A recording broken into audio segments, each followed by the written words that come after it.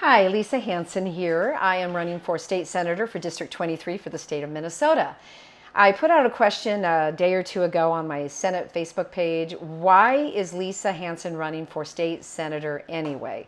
So here's the video on why I'm running for state senator. And by the way, I'll be doing a few more videos just to clear some things up, to make clarifications and answer maybe some other questions that folks might have. So what I want to say first of all is going through my legal issues with the state and with the city, I've learned to question everything. And quite some time ago, I was approached to run for office. And so the first thing I started to do was to question, well, why would I run? Why would I run against any of these folks that I have the ability to run against? There's got to be a good reason, right? So as I looked into the voting record of the local legislators, my local legislators, I realized that there were some things amiss, and their voting record is actually very, very poor. Okay, that's not to say that my opponent doesn't vote right or correct on some bills. He does. But there's a whole bunch of bills that he voted incorrectly or very wrong on. And you say, well, why is it incorrect or why is it wrong?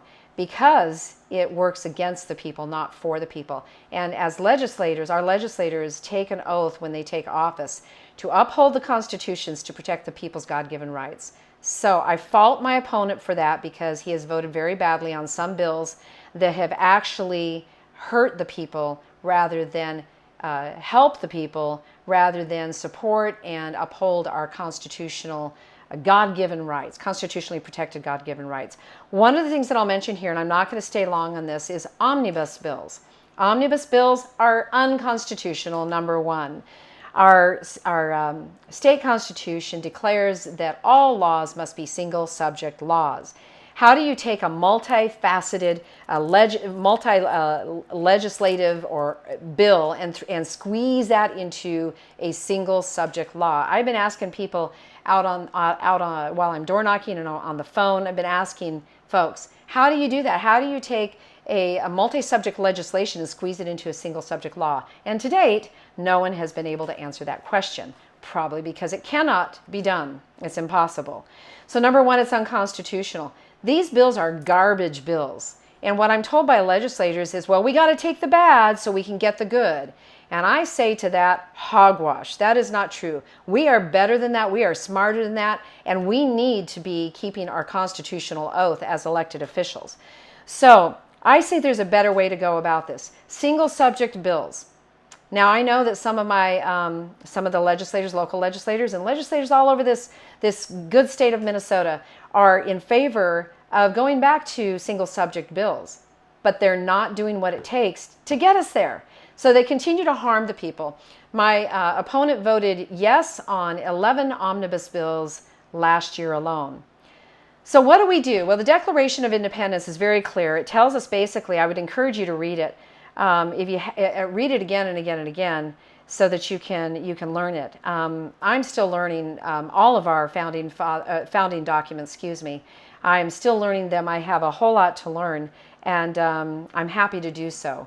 So one of the things that we say that the Declaration of Independence tells us is when a long train of abuses and usurpations pursuing invariably the same object evinces a design to reduce them under absolute despotism, it is their right, it is their duty to throw off such government and to provide new guards for their future security.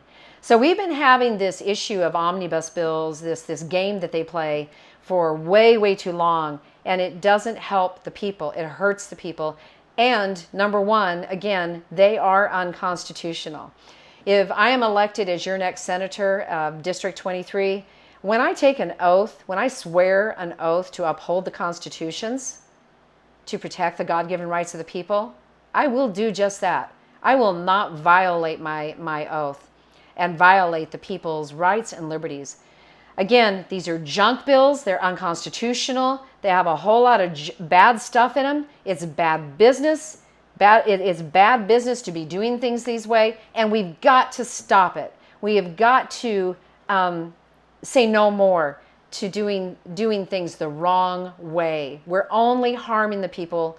we're only hurting we the people when we're doing this. So I'm running because it's the right thing to do, because my opponent is not voting for the people, he's voting against the people, at least in very much in a high percentage of his voting. We need people that are voting across the line. They're voting for the people, for the rights, for the protection of liberties, for the people. We have lost so much ground because of the way that they've been voting at the Capitol. And this didn't just happen last year. This has been going on for a very, very long time. So I'm going to kind of cut the video here. I just want to say one more thing. Lisa Hanson for Senate, excuse me, LisaHansonForSenate.com. Please go there. I still need contributions to be able to conduct this campaign. We are getting down to the wire, only a little over 2 weeks before the primary election. I need your vote. Please get to the primary election August 9th. Vote for Lisa. You're voting for liberty. You're voting for rights and freedoms for the people, for future generation. Your vote for me is a vote for our kids. I will protect our kids. I will protect them from the womb going forward.